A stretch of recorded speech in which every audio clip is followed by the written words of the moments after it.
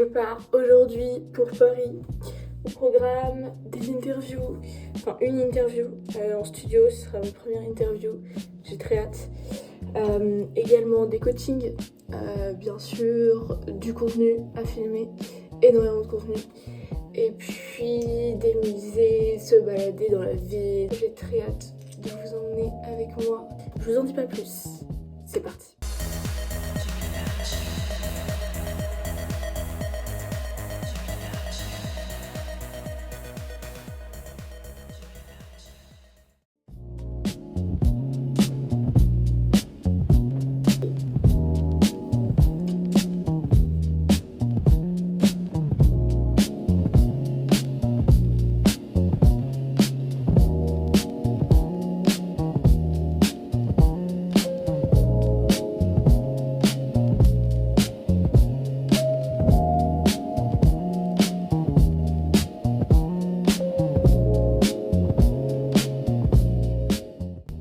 Thermomètre pour prendre ma température parce qu'ici on n'utilise pas de contraception hormonale, on utilise la symptothermie.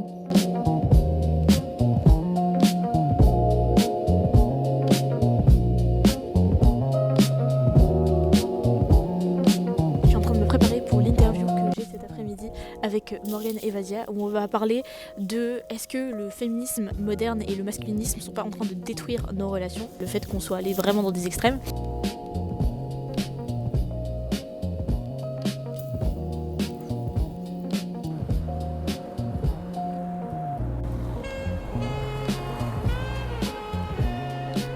Une relation saine, harmonieuse et moderne, c'est une relation qui fait ressortir le meilleur de chacun des partenaires. C'est évidemment le cas dans nos relations de couple, mais c'est aussi le cas dans nos relations amicales, familiales et même professionnelles. Et pour moi, c'est important de s'en rappeler parce que c'est très facile de tomber dans un type de relation, dans un type d'idéal de « Ah, il faudrait que ce soit comme ça. Ouah, le soleil, ça fait plaisir d'avoir du soleil.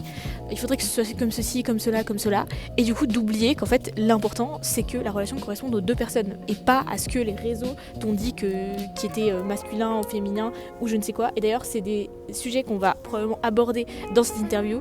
Donc, dès qu'elle sera sortie, je te mettrai aussi le lien pour que tu puisses y accéder.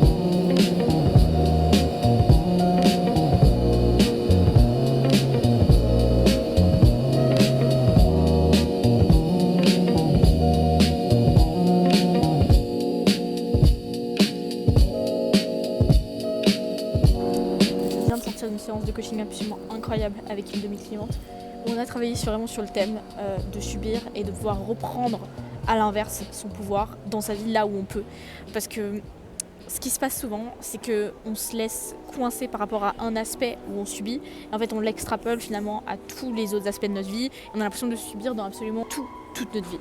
Et donc c'est super important dans ces moments-là de pouvoir retrouver en fait une sorte de bulle personnelle, que ce soit chez soi, que ce soit à l'intérieur surtout, et une forme de sécurité intérieure qui nous permette de plus avoir le sentiment de subir constamment. Bien sûr qu'on va continuer à l'avoir dans certains aspects, et parce que parfois on n'a pas d'influence sur certains facteurs extérieurs, mais par contre à l'intérieur de pouvoir vraiment créer sa propre bulle et sa propre forteresse intérieure. Grâce à ça, commencer à changer de mode de fonctionnement et de récupérer une part de son pouvoir, même si tout son pouvoir le récupérer d'un coup, parfois c'est pas possible, mais un minimum là où on peut, c'est absolument fondamental et c'est exactement ce qu'on a fait aujourd'hui avec ma cliente dans ce coaching, ce qui a fait que c'était juste incroyable.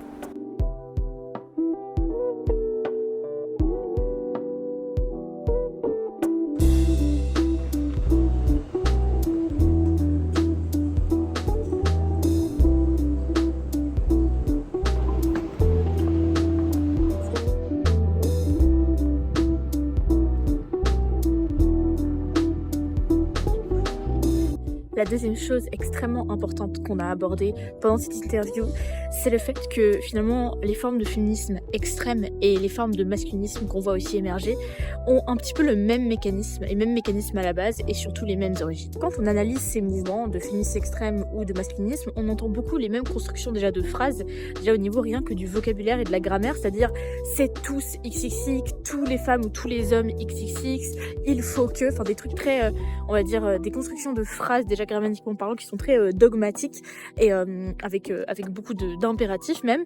Et surtout ce qu'on remarque, c'est que les deux style de mouvement, un font de la généralisation, donc deuxièmement de rester constamment dans une forme de combat. Et en fait, quand on connaît le fonctionnement du système nerveux, comment est-ce que l'humain et les animaux même réagissent au traumatisme, on comprend que le combat, c'est une forme de réaction de survie. Ça montre pour moi que ça a une origine traumatique à quelque part, c'est-à-dire que autant du côté des féministes extrêmes, c'est que ça part de grosses blessures, d'un système qui a oppressé les femmes pendant des années. De l'autre côté masculiniste, il y a probablement aussi beaucoup de blessures là derrière. Forcément, on arrive à des extrêmes qui ont perdu toute nuance, toute forme de nuance. Et pour moi, c'est là où est le problème. Mais surtout, ce qu'on voit ici, c'est que leur mode de fonctionnement de combat extrême et de... En fait, c'est vous le problème, c'est les hommes le problème, c'est les femmes le problème, ou je ne sais quoi. Et de faire des grosses généralisations qui, souvent, n'ont aucun sens. La solution à ça, pour moi, c'est pas de voir qui a raison ou qui a tort, parce qu'en réalité, aucun des deux n'a raison. C'est de revenir à qu'est-ce qui, à la base, a créé ce genre de mouvement. C'est ma grille de lecture personnelle. Peut-être que ça vous parlera, peut-être que ça vous parlera pas du tout. Peu importe, mais pour moi, quand on comprend le mécanisme derrière les traumatismes et le mécanisme, en fait, comment notre système nerveux fonctionne, on remarque que, en fait, ces mouvements de masculinisme et de féminisme extrême, ce sont tout simplement les mêmes réactions qu'on peut trouver à un niveau individuel face à un traumatisme, simplement là, qui ont été, on va dire, étendues à un niveau collectif. Et pour moi, c'est exactement la même chose. Et donc, la solution à ça, pour moi, c'est pas de trouver qui a raison, qui a tort, ou d'essayer de logiquement, avec des arguments, détruire ces discours, parce qu'en fait, c'est même pas tant les arguments qui comptent ici, c'est justement le fait de continuer à combattre. Je m'apprête à sortir pour faire un petit solo date et je vais essayer d'aller à l'opéra et de choper des billets pour le ballet de ce soir. Donc on va croiser les doigts pour que ça fonctionne.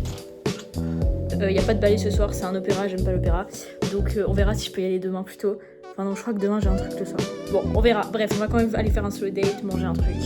Et c'est premier dans Paris, tout seul, parce que c'est une vibe et qu'on aime ça.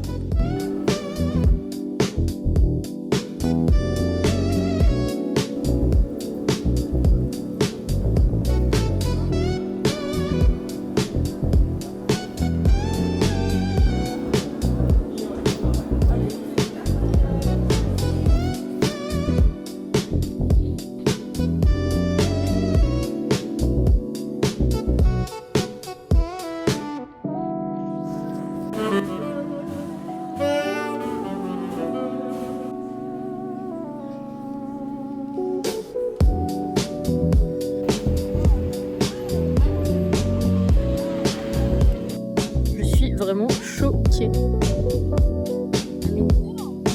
What?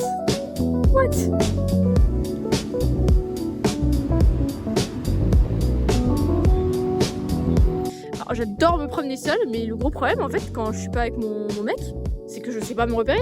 Il y a 2 minutes, je croyais que la scène c'était là-bas, en fait elle est là. Il est où le problème ?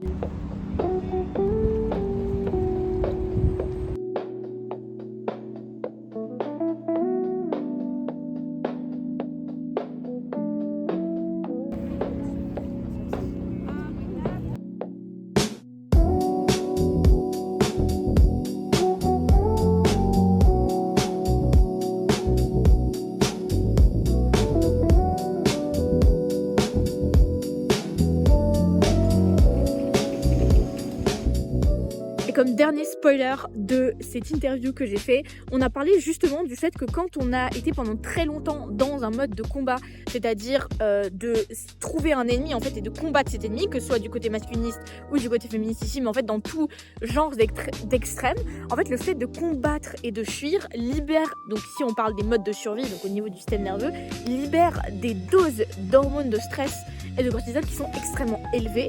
Et en fait, même les études le montrent, ce genre d'hormones sont extrêmement addictives. Et en fait, ce qui se passe, c'est que quand on a tellement pris l'habitude d'être dans un mode de combat tout tout le temps, constamment, et que ce soit devenu notre norme, en fait, on commence à s'habituer et à presque développer une forme d'addiction vis-à-vis de ce combat-là. Et donc c'est ça qui rend, on va dire, ces mouvements autant, un, puissants et deux, dévastateurs, c'est que en fait on en devient presque addict dans le sens à avoir un ennemi et à externaliser et extérioriser finalement sa douleur parfois et sa colère qui a une origine traumatique quelque part, personnellement parlant et peut-être collectivement parlant aussi, en pensant que ce combat-là, c'est ce qui va résoudre ce qui nous est arrivé de base. Le serpent qui se mord la queue ici, parce qu'en fait, c'est pas le vrai problème. Et vraiment ça que j'essaye de transmettre, c'est qu'on utilise une grille de lecture pour moi qui n'est pas la bonne. C'est-à-dire on essaie d'utiliser une grille de lecture qui est logique, parce qu'il y a une autre origine, et que deuxièmement, ce combat-là crée une forme d'addiction si on comprend en fait comment, un, le système nerveux fonctionne, et deux, la puissance en fait du type d'hormone qui est libéré quand on combat justement. Et combat, ça veut pas dire avec des grosses armes, mais ça veut dire tout simplement avoir un ennemi commun. Et en fait, ça, c'est pour moi le plus grand problème à régler. Et c'est là où on doit se concentrer si on veut pouvoir éviter ce genre d'extrême.